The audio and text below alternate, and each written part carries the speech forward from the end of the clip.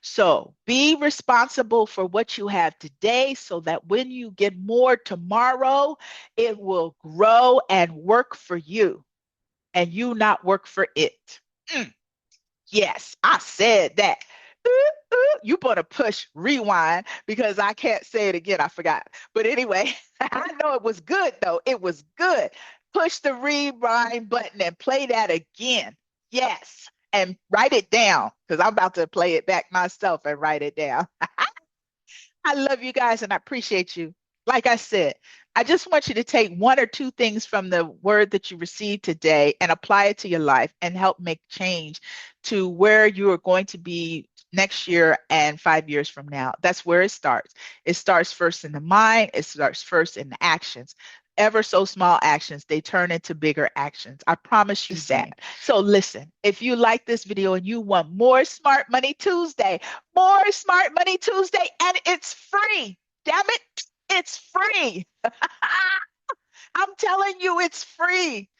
Get on board, lock it in, share it with your friends, give them hope for the future too. Is everything I'm going to say going to work perfect and magic for everyone? No, but I don't care if it's one thing. If it's one thing that's said that helps start a spark that ignites the momentum that's needed to change lives, that's what I care about. Hello, everyone. Welcome to my channel, Budget for Success. So, woo! Oh, my name is Onyx, and you know what time it is. It's Smart Money Tuesday. Whoop, whoop, Smart Money Tuesday. Smart Money Tuesday is my favorite time of the week because I get to come to you and share with you some nuggets, some gems, some information that I have learned in the finance world over the years that have helped me to go from being in a place of being homeless to being in a place of prosperity. And so I love this time to come and share a nugget. And I don't care if there's just one thing that I share with you today that makes you go, huh, and changes how you think and operate and how you manage your money, then it's worth it. Because my job here is to just share the information. I can't make you absorb it. I can't make you do it, but I can share it. Now it's up to you to take what works for you and really prosper and manifest and multiply and grow whatever it is that you're trying to grow. So let's get started. Today we are talking about my book, talking from my book, The Unofficial Guide to Achieving Your Goals. Yes, yes, yes. You can find this book on Amazon and Barnes & Noble. The information is in the description. Listen, guys, this book is powerful. It's short. It's easy to get through. You can follow along with me. We are now in chapter 6, where we are going to be talking about our finances. Yes, let me read you a quote from my book. It says, despite what you have heard, financial success makes achieving your goals worthwhile. What do you mean? Well, why are we aspiring to achieve these goals, right? Even if it's, well, I want to spend more time with my family, I want to grow my relationship. That's great. I bet you if you had some money, you could do trips, you could do quality time, you could give them money so they could take off of work. I mean, there's a number of things you could do when you have financial success, and that can enhance your relationships. It can enhance your marriage. It can enhance your mental stability because you feel like you have money. There's money in reserves. You can breathe easier. Oh, honey, I know. There was a time where if it was the smallest thing, like a flat tire, it would upset my budget and turn me topsy-turvy. But those days have changed. They have shifted. And I want to share with you how you can do that. All right, let's get started with step 6, which is setting financial goals. Yes, yes, yes. Financial planning is the process of meeting your life goals through the proper management of your finances. This is from the Certified Financial Planner Boards of Standards. This is such a key quote right here. You know what? I just want to stop sharing and I want to just really hone in on this quote. It is talking about being responsible with your finances. Now, I want to share something with you, and I'm going to be totally transparent with you guys. When I went from being homeless to actually making money, like having money, I went crazy. It was like, oh my goodness, I had been held back for so long and I just wanted to have the nicer, finer things. And so I spent money on purses and dresses and shoes I didn't even wear, purses I hardly ever carried because I had to wait for the special occasion. And the special occasion hardly ever came around. But oh, when it did, I had that purse. And I spent money on things that just made me feel better because I had been homeless and I had gone without for so many years. But one of the things that I learned when I started really studying wealthy people in my career, I mean, people that sat on generational wealth, I found that they were very conservative with their spending. Like it was very intentional, right? Saving money, putting money aside, not just grabbing the credit card and charging. And that's what I did. I just grabbed the card and I charged, and I was like, I make good money. I'll pay it off. And then I would have this debt that kept accumulating. And then I was spending money faster than what I was making.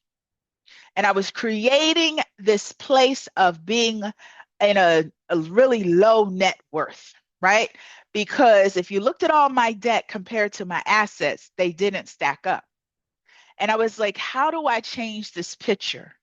So I did what I did for companies and cities. And I realized, hey, they all have a plan. I had a city that I worked for that was almost going bankrupt. And the time that I was with them, when I left, they had over 15 million in what you call fund balance or reserves. Okay. And they were almost at the brink of bankruptcy. They had laid off all kind of staff members and employees. While I was there, we gradually added more employees. We helped get a tax measure passed. So what were the key things? Number one, we tightened the budget. Tighten the budget, period. It had to be a justification for every purchase. Mm. So why do you need that purse, Onyx? Why do you need that name brand purse? So what is the justification for your purchase, right? So everything had to have a justification. And even if it seemed like small amounts that were cut here and there, like cutting, a $5,000 budget down to 4,800, you take that 200 plus the other 100 and the 50 and the 1,000, you add all that up, it adds up quickly. So making budget cuts. And number two, generating more income. You go, I have a good job, or my job exhausts me. I can't think of doing anything else. If you have a good job, okay, great. Let's start saving that money and putting it in investments and let that money make money then. Okay? But make sure you're putting it in wise investments. I kid you not. There are months that I make $4,000 in investment income. Yes. And then there's months that I take a loss, right? I understand that process, but my money is making money. In the long run, I'm always making sure it's on the positive. It's always growing. I may lose 1,000, but I'm gonna gain 4,000, right? So are you in a space where your investments are making the money that they should make? If you have a large amount of money in savings, are you getting the return that you should be getting? If you have a small amount in savings, that's okay, but are you getting the best return? Should you put your money in a CD? Should you gather all your money together and come up with a financial advisor? Should you look into Robinhood and look at investing in stocks, right? You should do whatever works for you, but is your money making money? Now, if your job is not paying you enough to where you can pay all your bills and have money left over for savings and investments, then I'm here to tell you that the most wealthiest people in the world have multiple revenue sources. They have misses, multiple revenue sources. So you should too. What can you do to establish some passive income? And you go, oh, but whatever I do, it'll only be a few bucks. So what? It adds up over time. So you want to turn your financial situation around, increase your revenue, and lower your expense. Those are two key things to balancing and flourishing your budget. Now, let's get back to the presentation at hand. So, step 6 is financial goals. I'm here to tell you this morning, this evening, this afternoon, whatever time you're listening, that prosperity is a choice. It truly is a choice. I don't care what background you grew up in. I don't care how poor. I don't care what circumstances you grew up in. You know, I had some challenges. I was very thankful that my mother was a teacher, but she was a single mom. We grew up in the hood in Philly. Yes, we did. And but we made things work. Prosperity is a choice. And when I was very young, I decided that I wanted to have a different life. So prosperity is a choice. It starts in your mind. It starts in your visions and your dreams. Nobody can control that but you yourself. So let's set clear financial goals and become accountable for the money that you receive and acknowledge what you are able to do with the money that you have. But the clear step is setting financial goals. Don't be afraid to set dreams. I was working with a client and she was like, "Okay, don't laugh and don't think this is silly, but I have a dream of acquiring like $3 million." And I was like, "Yes, that's what I'm talking about. That's a dream. That's something that you can just get a hold to and get excited about. If you had $3 million, right? What you could do with that, right? And you're not putting limits on it. It can come in any way, right? It can come through increased value in your property. It can come from you acquiring multiple properties. It can come through investments and reinvestments returns. It can come through a huge contract. It can come anyway. We're leaving the door open. We're saying, God, we are open to receive however you would please allow this prosperity to come to us. So it's a choice. It's about setting clear and financial goals. All right. Be really clear about what you want. Don't cut yourself short. So many times we want to stick to what's realistic. And honestly, I've done that over the years. I said, oh, if I could just make 50,000 a year, that would just be amazing. And then when I started making $50,000 a year, even if it took me a year or two, I was saying, dang, I wish I would have said more. I wish I would have said $100,000 a year. And then I remember, just if I could make 100K a year, that would be phenomenal. And it was, don't get me wrong. But once I started making 100K a year, I was like, dang, I wish I should have said $300,000 a year because I know one of my bosses was making 300K. And I was like, now that's a lot of money. Yes, I want to make $300,000 a year. And then bless best for the last few years in the tax returns, we have made over $300,000 a year. And then I said, hell, 300, my husband has made that alone in his business. But then I said to myself, Onyx, you keep selling your goals short. You want to dream big. You want what you want. I said, all right, I know what it is I want. I now have it figured out. The vision is clear. I want to generate $100,000 a month. That's what I want. Yes, yes, yes, 100K a month. And I want it to come freely and easily, and it's just want it to flow. Now, you guys, this is my dream. This is my vision. Do I care if it may take 1 year, 2 years, 10 years? No. I'm going to enjoy the ride. But I do know for sure that I'll never get there if I don't set the vision and make it plain. I have to create the goal and the vision. That's what I'm trying to get you to do here is create the vision without restrictions, without limiting yourself. And then let's start putting some things into practice. Let's start making some steps towards our goal. And then we're going to put some things into action practically, which means let's get our budget together. Why do you need to get a budget together now? when you don't make maybe what you want to make, because you have to demonstrate to the universe and to yourself that you can be a good steward with the funds when they come, that you can manage them properly. And every business that I have ever helped operate, or every government agency that I have worked for, they operated within discipline in order to grow, to flow, to increase. There had to be a level of discipline. And so it starts with really a budget, creating a budget and really doing what you need to do to tighten up that budget. And so here is a budget that I have right here. And this is a budget template that will be available to you on my coffee shop. You can download it. What's really cool with this is there's formulas that will calculate how much money you have left.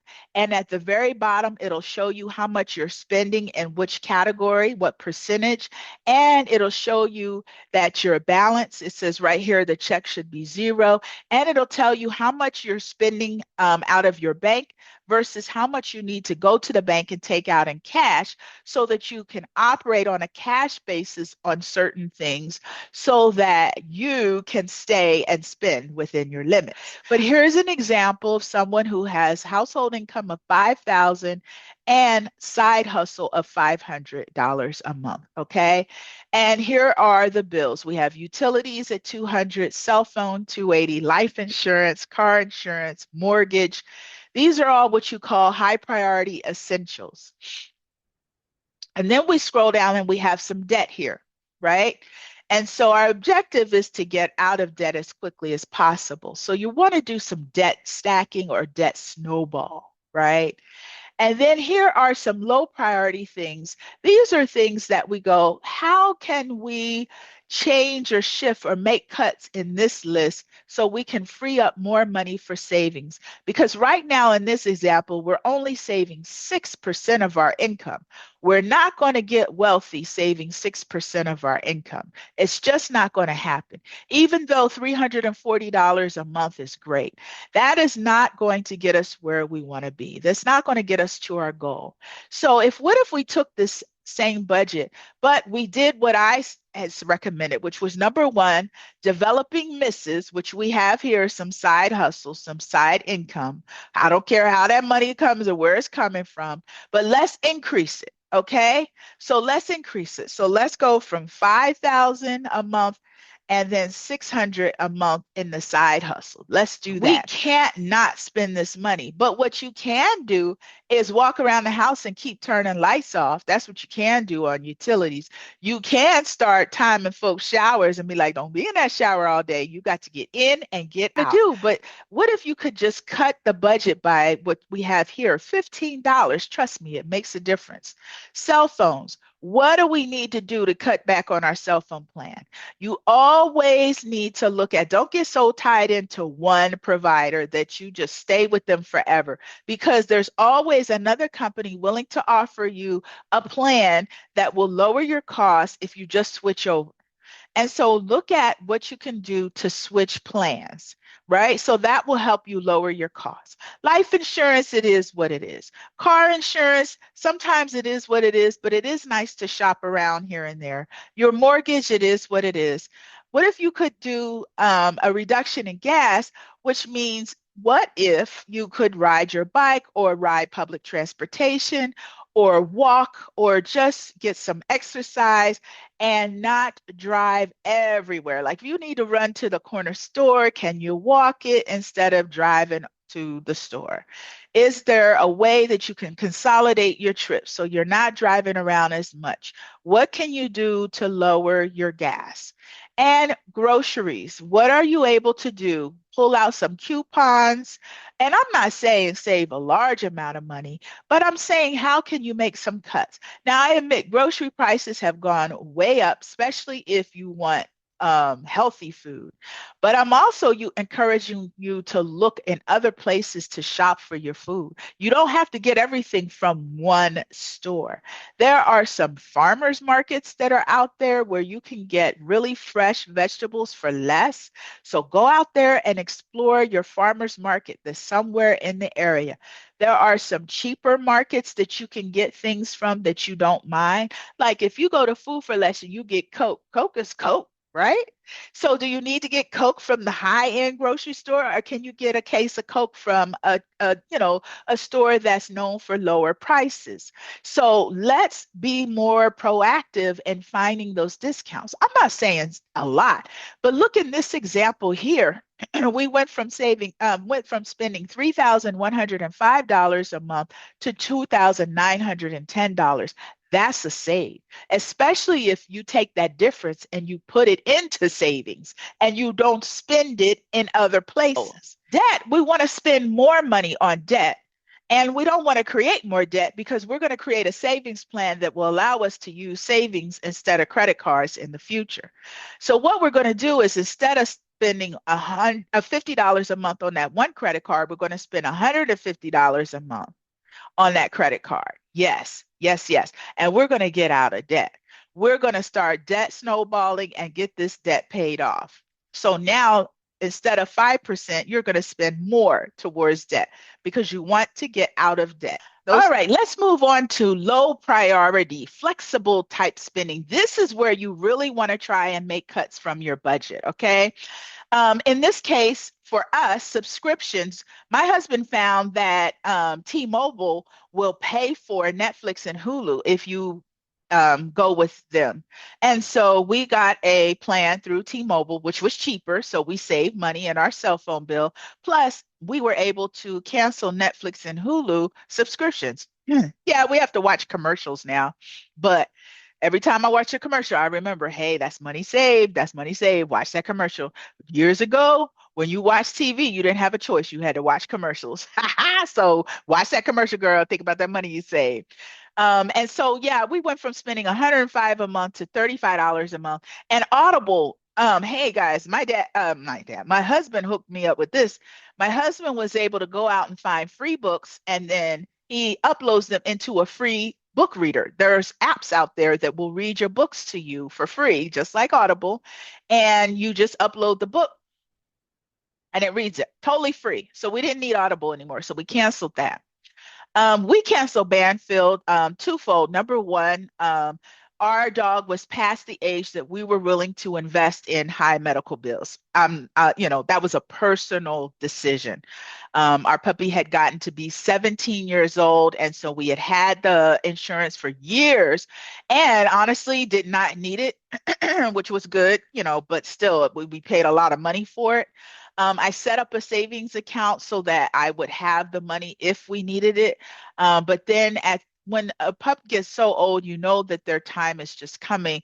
You have to make a decision. And for us, the decision was to let nature take its course.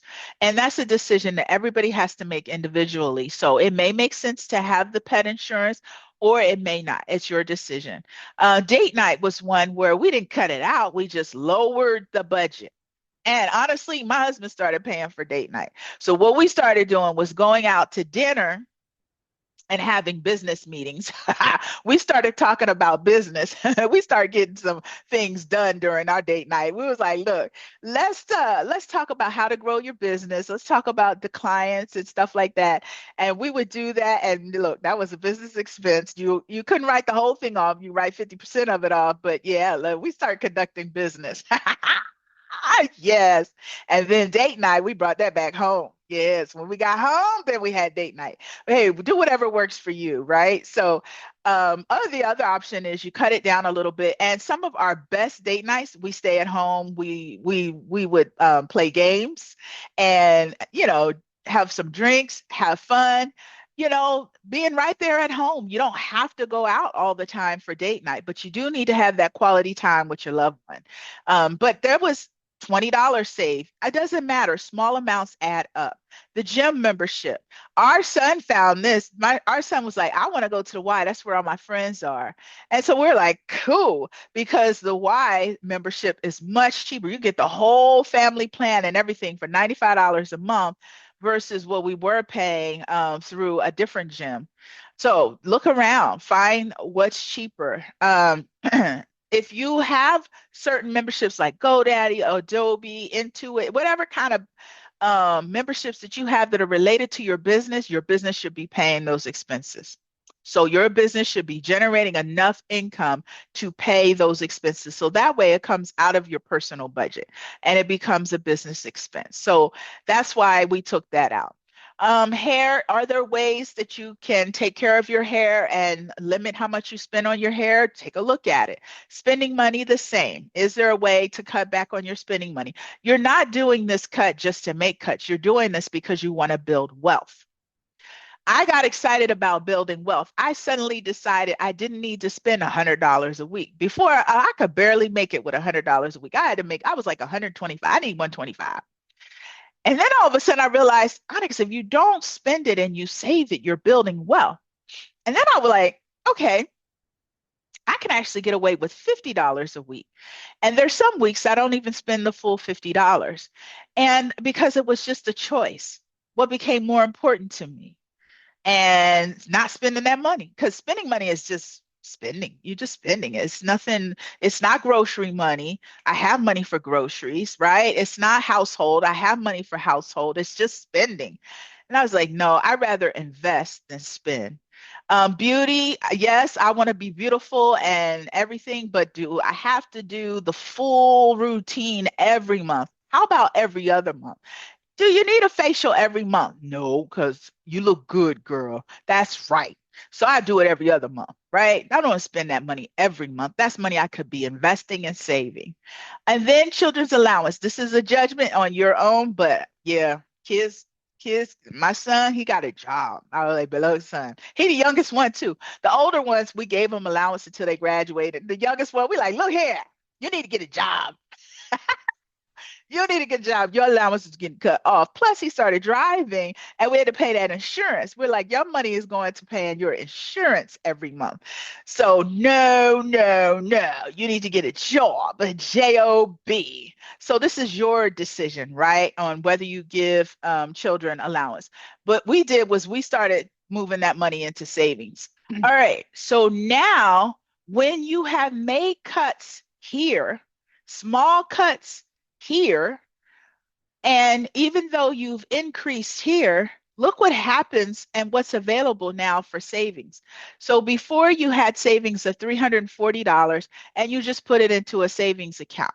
What if you put it into a savings account that has categories? What if you assign your money so that if something comes up, you have money saved in these different categories to take care of it? So we're able to now increase our retirement from $100 to $500 a month, because if you're going to retire, you need to have some money put aside. We now can set up savings challenges, which I think are just fun ways of saving money. And anything that creates fun and excitement will help you save money faster. Faster, more efficient, more prosperous. Yes. So do those savings challenges if they excite you. And then look at, I have all these different categories now where we have money going into, which is before it was just $240. But now we're setting up this college fund. We're trying to get a month ahead. We're setting up for holidays. So we have money when Christmas and Thanksgiving comes around. We have money towards birthdays. So it covers birthdays. And so we have all this money invested, $1,430 a month. Amazing. Just freed up by saving money, taking money that was here and cutting it and really streamlining it here, and even taking small amounts here, $15 here, $20 there, $60 there. It all adds up. And we increased our revenue by $100 a month. That allowed us to go from $340 to $1,430 a month in investments and savings. That's phenomenal. And look, we still have $50 left over. So let's go up here and put it towards debt. Yes.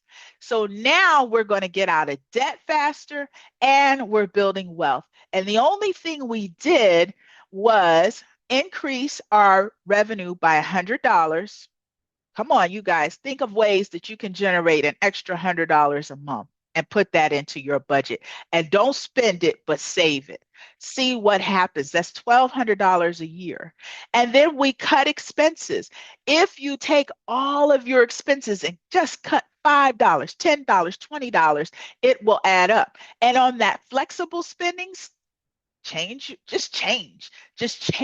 the way you do things differently, and see how satisfied you'll be when you save it and not spend it.